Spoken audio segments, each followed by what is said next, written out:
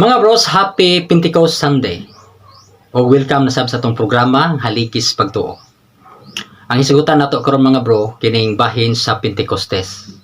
Adunay duha ka mahinungdanong pagtulun-an nga akong paabit kaninyo nining adlaw sa Pentecost Sunday.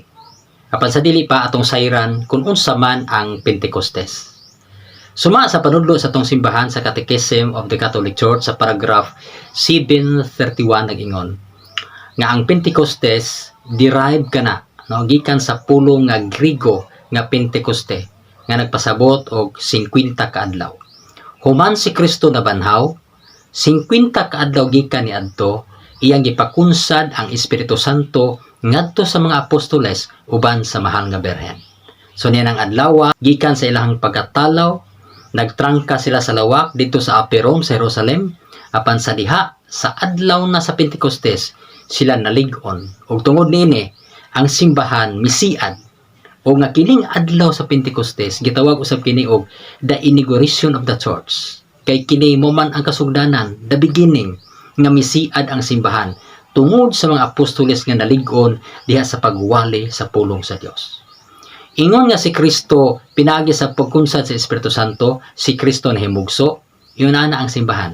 Ang mistiko nga lawas ni Kristo nahimugso usab pinaagi sa pagkunsad sa Espiritu Santo ug tungod niini ang simbahan na inila sa tibuok kalibutan. Giklaro na diha sa Buhat kapitulo 2 bersikulo 4 ngadto sa 5 nga inaila ang simbahan sa tibuok kalibutan. Pinaagi sa pagkunsad sa Espiritu Santo.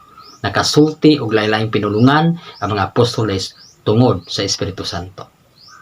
Ug unsa man ang duha ka mahinungdanong pagtulun-an bahin niini? Una, tungod sa Espiritu Santo, nalig-on ang simbahan. No? Matod pa sa Catechism of the Catholic Church sa paragraph 733, ang Holy Spirit, ang Espiritu Santo, gasa sa Dios nga gibubo sulod sa atong kasing-kasing. Mo nga kita nga naa sa simbahan, nalig-on ta. Talig-on ang atong pagtuo, paglaom, paghigugma sa Dios tungod kana sa Espiritu Santo. Umayhunungdan nga kung ang usa ka tawo mukuha o mawa ang iyahang gugma o paglaom, nakasala siya batok sa Espiritu Santo. Kaya ang Espiritu Santo suma sa Roma 5:5, gibubo ka na sa Dios sulod sa atong kasing-kasing. Aron motubo ubang malahitayon kita di sa atong pagtuo, paglaom, paghigugma sa Dios. Mo kana ang lihok sa Espiritu Santo. Sumo kana ang unang punto nga nalig-on ang simbahan kita tungod sa Espiritu Santo nga gibubo sa Dios sulod sa atong kasing-kasing. Ikaduha, tungod sa Espiritu Santo nga gipadangat sa Dios diha sa simbahan, ang simbahan kita nakabaton sa kamatuoran. Mao'y hinungdan nga ang simbahan gitawag og haligi og sukaranan sa kamatuoran tungod na sa Espiritu Santo. Matud pa ni Kristo sa San Juan 14:16, 26. Ang Espiritu Santo ipadala ko kaninyo sa akong ngalan. Gipadala sa Amahan sa akong ngalan.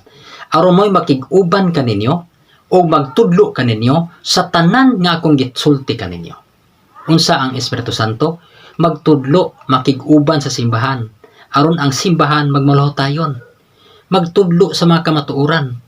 Well, that is why the church is the infallibility. Dili masayop diha sa pagpanudlo bahin sa faith and morals. Tungod kana sa Espiritu Santo nga naggabay nining maong simbahan. Si San Pablo nag-ingon nga ang simbahan haligig sukaranan sa kamatuoran kay naa ang Espiritu Santo nagtudlo og nag-uban niini.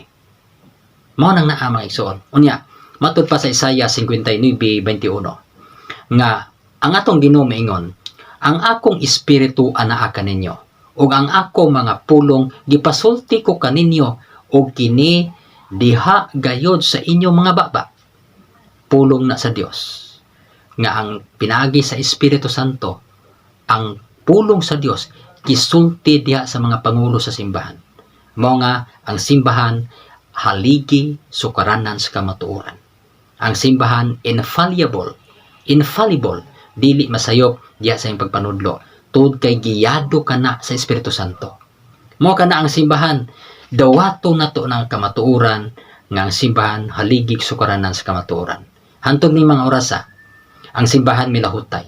ang simbahan nakalampas sa daghang mga katuigan sa mga trial, mga pagsuway nga giningatan ini nakalahutay tungod kana sa Espiritu Santo, the perpetual presence of the Holy Spirit.